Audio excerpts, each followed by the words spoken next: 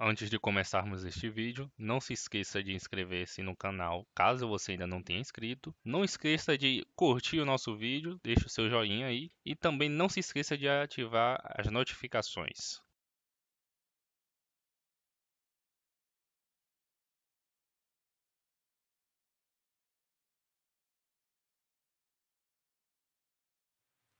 Para entendermos melhor como funciona a saída serial, porta de comunicação serial, precisamos entender o seu conector. Esse aqui não é o único conector que você vai ter para esse tipo de comunicação. O mais comum hoje utilizado é o USB, é uma forma também de comunicação serial, mas esse aqui, o RS232, talvez seja o mais utilizado, assim, em termos de legado, em termos de variedade de dispositivo. Então, ele permite você conectar dois dispositivos, fazer uma comunicação entre eles de uma forma bem simples. E aqui na imagem você vê à esquerda e de azul o conector masculino. Ele é semelhante àquele conector daquele mouse que, para quem lembra aí do Windows 98, 95. Então você tinha um tipo de mouse que era usando a porta serial. Era, foi bem antes do padrão de comunicação P2. Hoje você já não encontra mais desse tipo de mouse, mas o padrão de comunicação permanece. E note aqui no fio vermelho que ele liga o pino 2 do conector ao pino do macho ao 2 do pino fêmea. E ambos trocam informações dessa maneira. Então o RX significa que ele recebe e o TXD significa que ele transmite os dados. Então é sempre assim: o transmissor ligado ao receptor e o receptor ligado ao transmissor.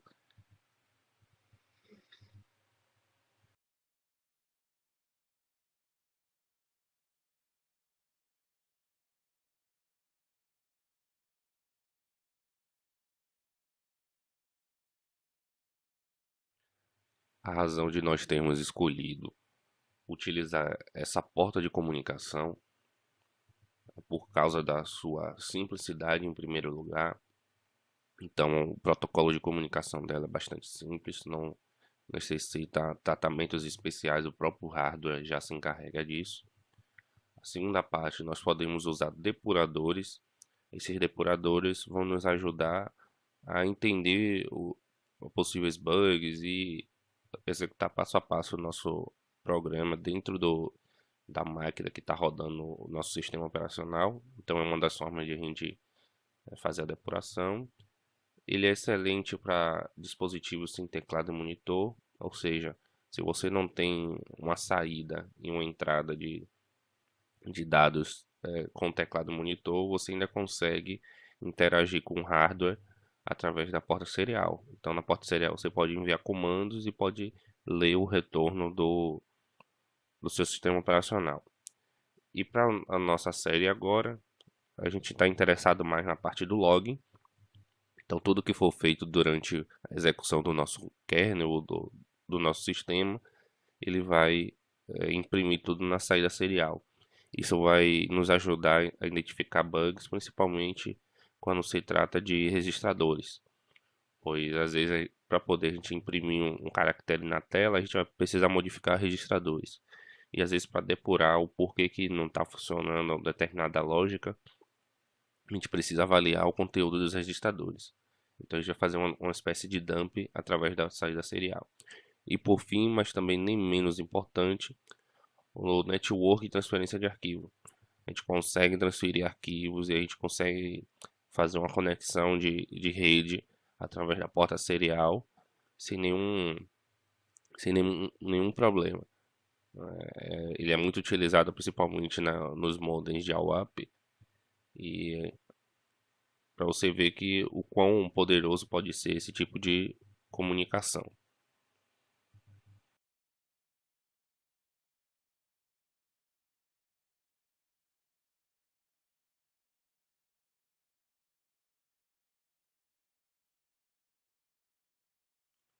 A parte principal da nossa programação será feita através das portas de entrada e saída, as portas I/O. Então, a gente precisa primeiro saber quais são os endereços dessas portas e a partir dela a gente vai obter o deslocamento dos registradores para configurar e comandar a porta serial. Então, observe aqui na imagem, nós temos 4 endereços. Esse é um endereço geralmente padronizado, mas ele pode variar e pode ser reconfigurado também. Então, quando você inicializa logo no modo real, na execução do programa do processador, o BIOS Data Area vai armazenar o endereço de onde está localizado as portas seriais. Então, você pode ler desse local e escrever as informações utilizando esse endereço. Para essa aula a gente vai pular essa parte, mas nas próximas aí a gente vai melhorar a questão do driver, à medida que a gente for implementando ele.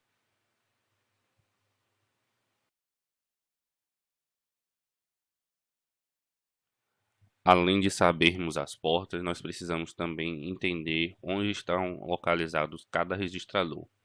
Os registradores são utilizados para poder a gente comandar o controlador da saída da porta serial para ele se comportar de uma forma diferente, de acordo com as nossas necessidades. Então, a partir do momento que você tem o seu registrador, no endereço deslocamento 0, você tem um registrador de dados. Esse registrador de dados tem dois modos de execução. O primeiro é quando está desabilitado o bit delab, que fica localizado no registrador Line Control Register. Esse controlador ele configura a maior parte do comportamento do controlador da saída serial.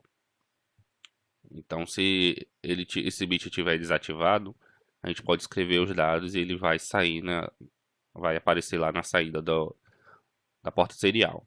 Se por acaso ele estiver habilitado, então significa que a gente está configurando o bit ou configurando o byte do divisor. Esse divisor pega a velocidade máxima de comunicação da porta e divide por ele.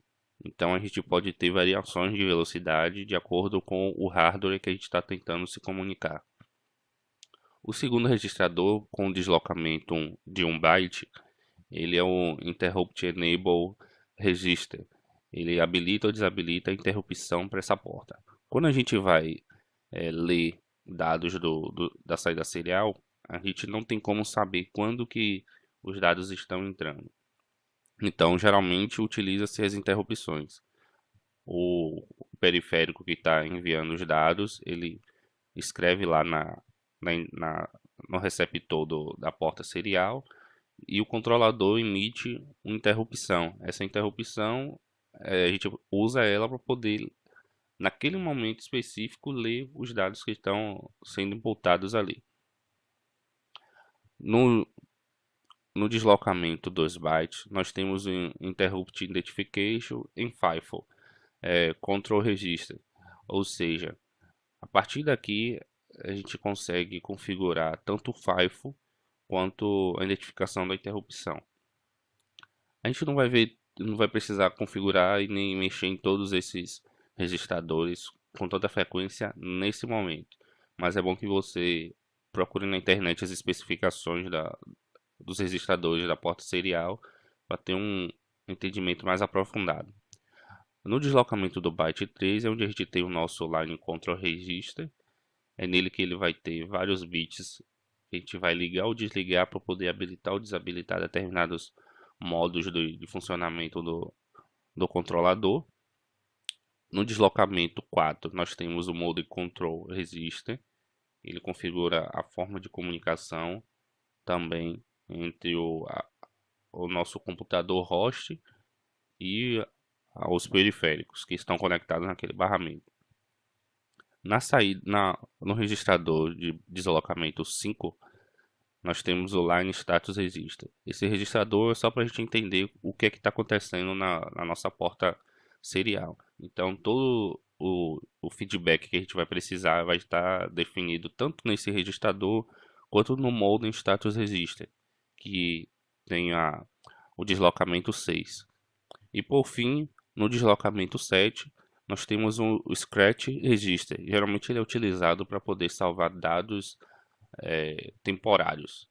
Então a gente pode utilizar ele como uma espécie de registrador para salvar um valor temporariamente e ele não tem nenhuma influência no modo de funcionamento da porta.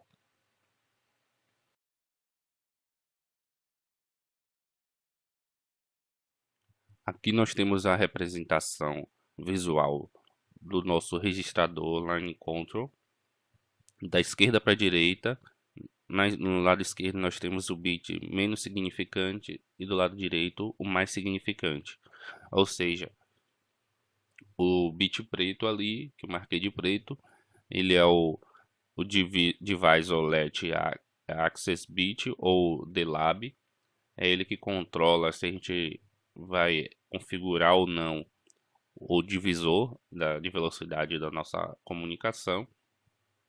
O laranja, logo ao lado dele, é o bit onde você vai habilitar ou desabilitar o break. Os 3 bits seguintes são utilizados para selecionar a paridade. A gente configura, salva as informações de paridade nesses 3 bits.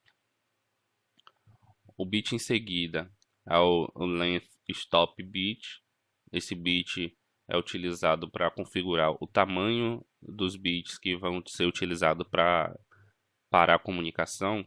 Ele basicamente diz quantos bits, depois que você envia o caractere ou o byte, quantos bits ele vai utilizar para dizer assim, ó, acabou o byte que foi enviado, termina aqui. Então faz parte do protocolo de comunicação da saída serial. E por fim, mas não menos importante, os 2 primeiros bits, que eu marquei aqui de azul, eles são utilizados para configurar o tamanho da palavra. Então, quantos bytes vai ter as informações que a gente vai enviar por vez.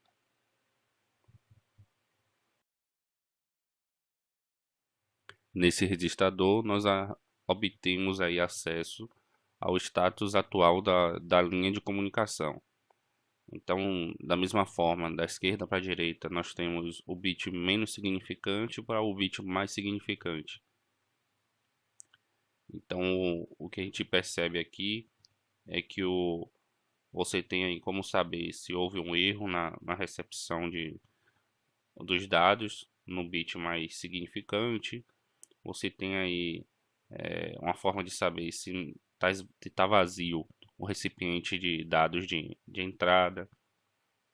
Você tem como saber também se está vazio a parte de transmissão de dados, que eu marquei de vermelho. E na sequência aí, da direita para a esquerda, obviamente, nós temos o break interrupt, que vai saber se está parado ou se está ativo as interrupções, o frame erro, o erro de paridade, o overrun, se ele está sobrecarregado ou não. E por fim, o bit menos significante é para dizer se a parte dos dados está pronta para poder ser lida ou escrita. O mesmo acontece para o Modem Control Register, ou registrador do controle de modem. Nele você tem vários bits onde você configura cada comportamento da parte de comunicação de modem da porta serial. A gente não vai se aprofundar muito nesses 2 últimos registradores, mas eu vou deixar aqui só para poder a gente fazer um overview. Agora também não por fim, mas não menos importante que os outros, o Modem Status Register, o registrador de status do modem. Nele também a gente vai obter o status da comunicação, na modulação e demodulação da comunicação. Não vamos entrar em detalhe nessa aula, mas eu vou deixar aqui registrado para um overview. Mas lá na frente a gente provavelmente vai precisar, e aí a gente se aprofunda mais nessa, nessas definições.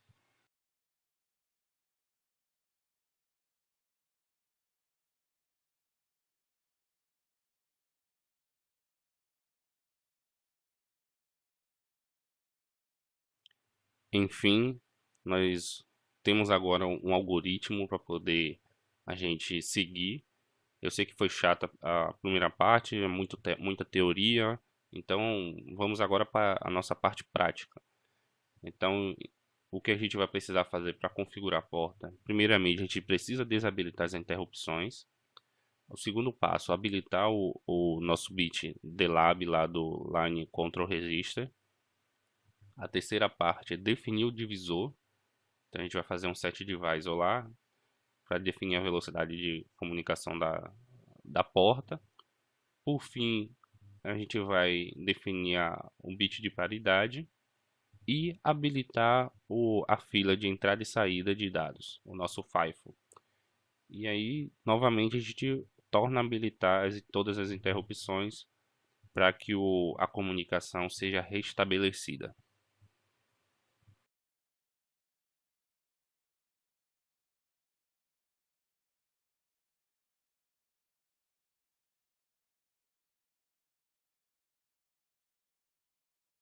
Bom, para poder a gente configurar a nossa porta serial, a gente vai precisar primeiramente inicializá-la. Para poder inicializar a porta, como a gente já viu, a gente tem uma sequência lógica de passos a serem seguidos para poder a gente conseguir essa façanha. Primeiramente, eu vou só fazer uns ajustes aqui no na nossa task. O que acontece? Quando eu rodo aqui, ó, boto para rodar o sistema operacional, ele não sabe se eu estou rodando no Linux ou no Windows. Então ele sempre vai pegar aqui o HD do Windows. Então o que eu vou fazer? Copiar isso aqui.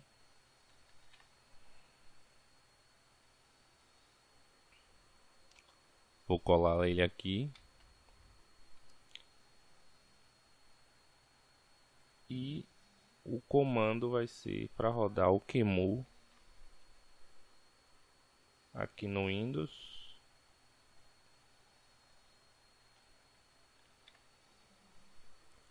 E agora aqui no Linux também.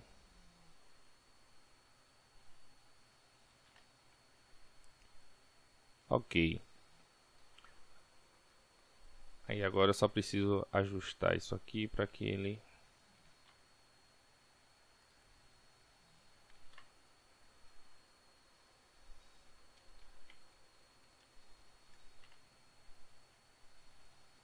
pronto, até aqui tudo bem.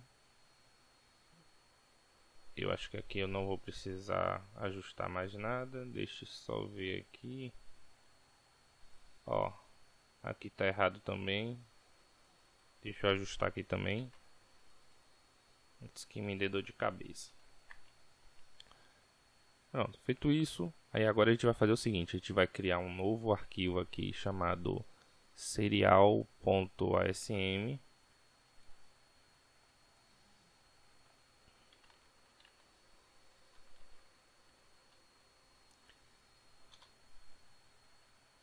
E nesse arquivo a gente vai definir nossa função para poder configurar a porta serial. Então, para isso, o primeiro passo que a gente tem que fazer é o seguinte: se eu colocar aqui para poder a gente não se perder, ó, disable,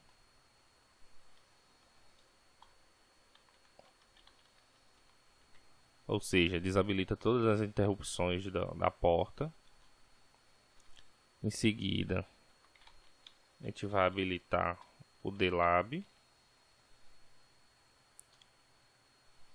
Terceira parte, aí nós vamos dividir o divisor ou definir o divisor.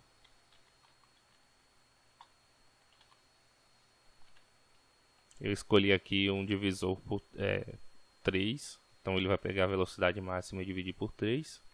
Mas isso aqui pode ser configurável. Você pode mudar a qualquer momento, dependendo da sua necessidade.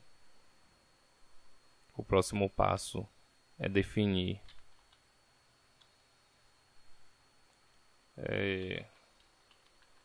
os bits de paridade. Definir os bits de paridade. E por fim, mas não menos importante, quer dizer, a gente ainda tem que definir primeiro o FIFO, ou seja, o primeiro byte a entrar vai ser o primeiro a sair, então a gente tem que configurar a fila para que ele possa receber e enviar informações. Agora sim, por fim, mas não menos importante, vamos habilitar novamente todas as interrupções. Deixa eu só copiar aqui.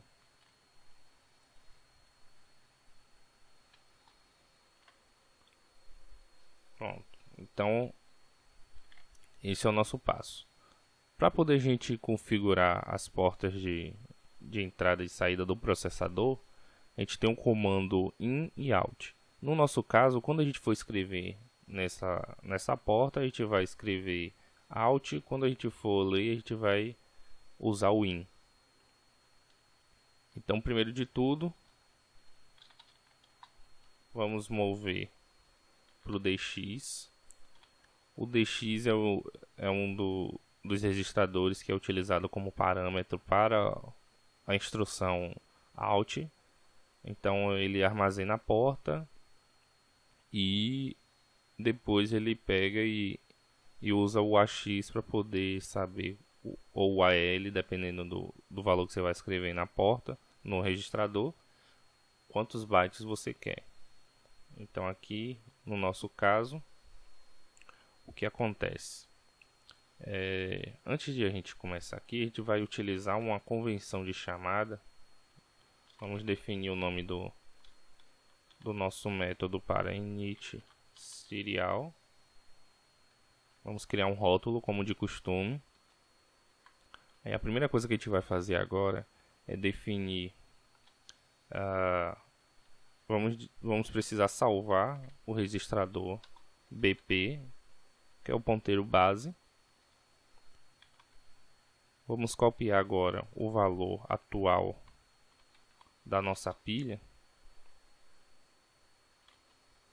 Então tudo que está na pilha, a partir desse endereço atual, a gente vai poder acessar os parâmetros usando o deslocamento. E se tiver variável local, a gente vai utilizar também usando deslocamento, só que negativo.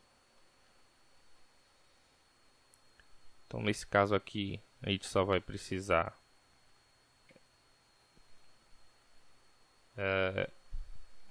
vamos obter por BX o valor de BP mais 4. Ou seja, o valor que a gente passar por parâmetro para essa função, ele vai ser armazenado do BX. Quando chegar na hora de a gente descobrir qual é o valor o endereço da porta que a gente vai escrever, então a gente vai passar o valor de BX e depois a gente vai adicionar o deslocamento. No nosso caso aqui, o deslocamento é 1, então a gente vai incrementar o DX, que dá no mesmo de eu fazer um add DX mais 1, add DX1. A gente vai precisar zerar todos os bits, então para isso a gente vai usar o exclusive OR no registrador AX.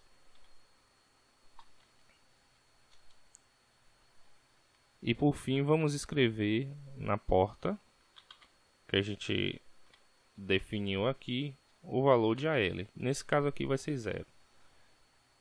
Então aqui logo de cara a gente já configura,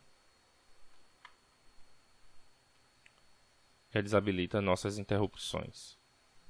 O próximo passo, vamos ter que habilitar agora o DLAB, porque quando a gente habilita ele aqui, a gente vai poder definir o divisor.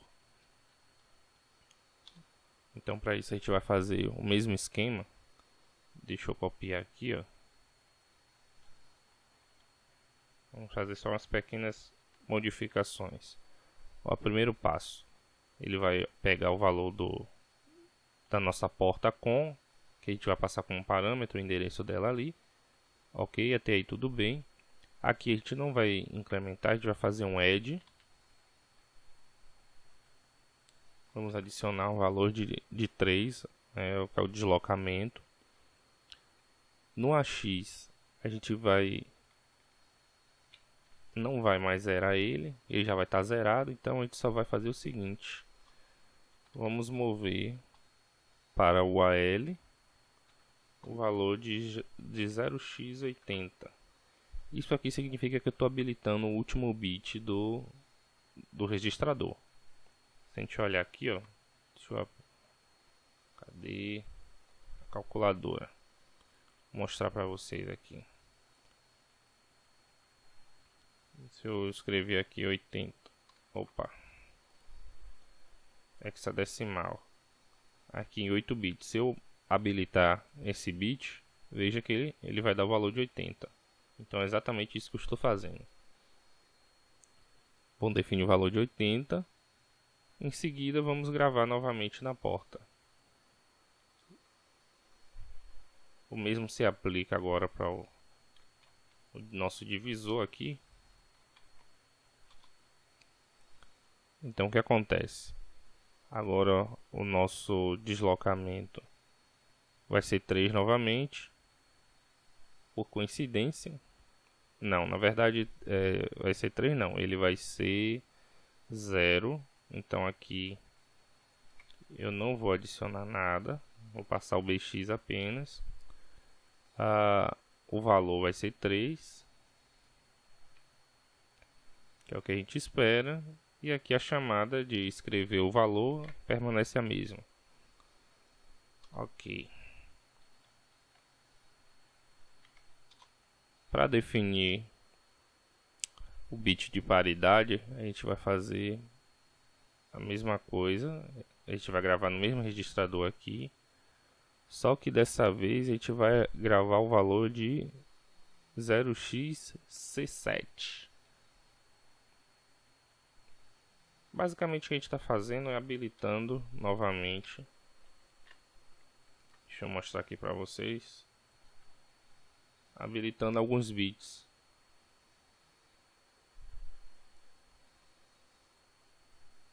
C7.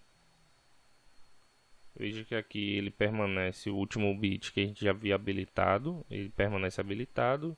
E aí habilita o bit número 6. E os 3 primeiros bits do nosso registrador. Não tem muito segredo. Geralmente é você habilitar ou desabilitar os bits e escrever na porta.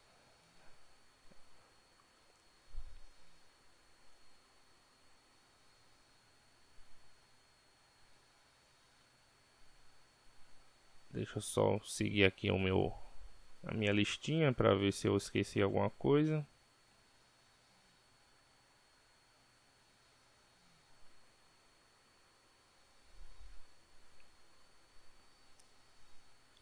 Não, na verdade eu me equivoquei aqui. Esse aqui é do FIFO.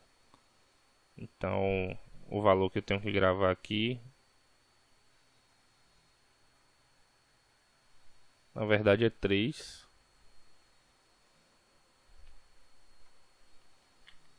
Então, no deslocamento 3, vou gravar o valor de 3 novamente.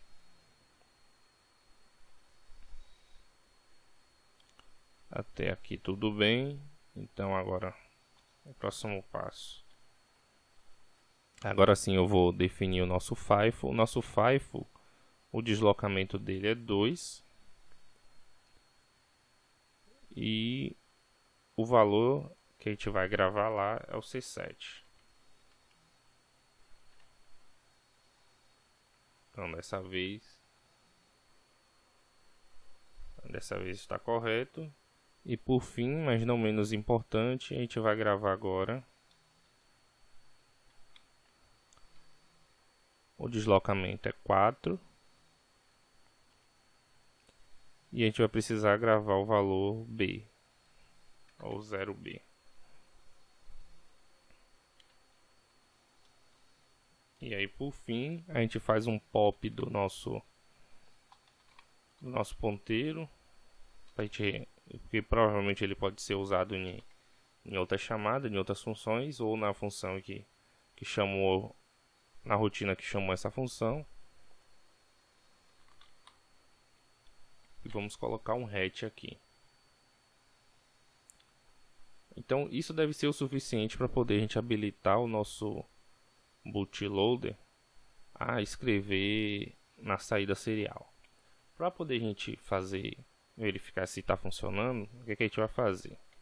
Vamos vir aqui embaixo.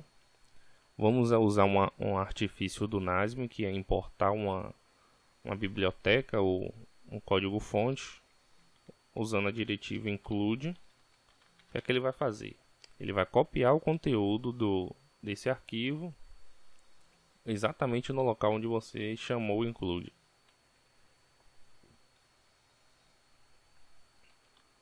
Agora só tome cuidado porque ele pega do endereço de onde o Nasm está executando.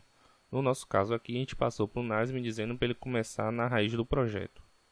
Então a gente tem que passar o caminho relativo completo. Source, assembly, serial.sm.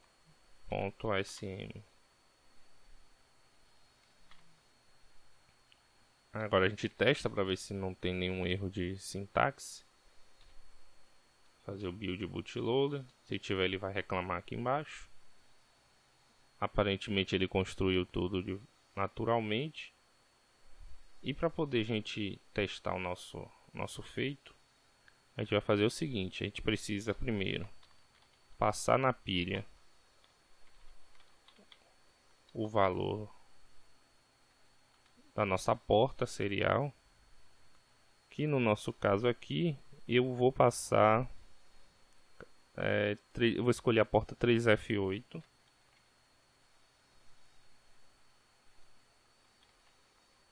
que é a porta com o número 1, e vou chamar init serial, que é o nome da nossa função.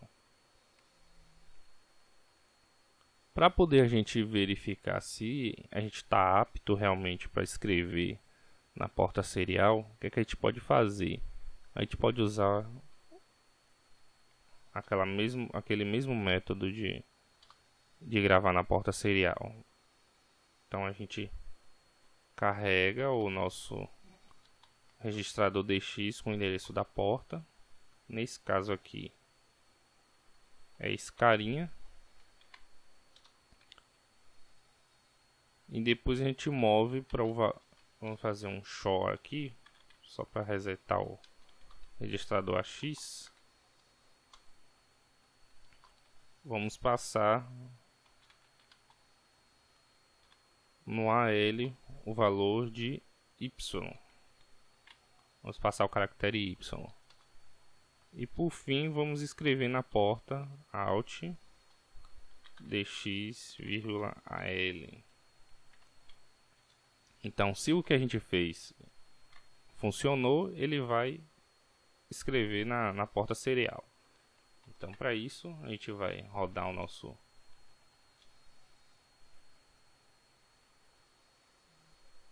sistema operacional aqui. Opa, vamos ver se ele... Vamos vir aqui em View. Vamos mostrar todos os tabs. Vamos clicar aqui em Serial. E note que aqui ele já escreveu o nosso conteúdo.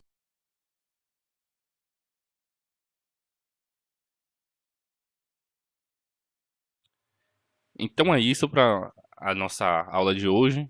Nós configuramos e demos o pontapé inicial no nosso driver. Nas próximas aulas a gente vai implementar algumas melhorias nele.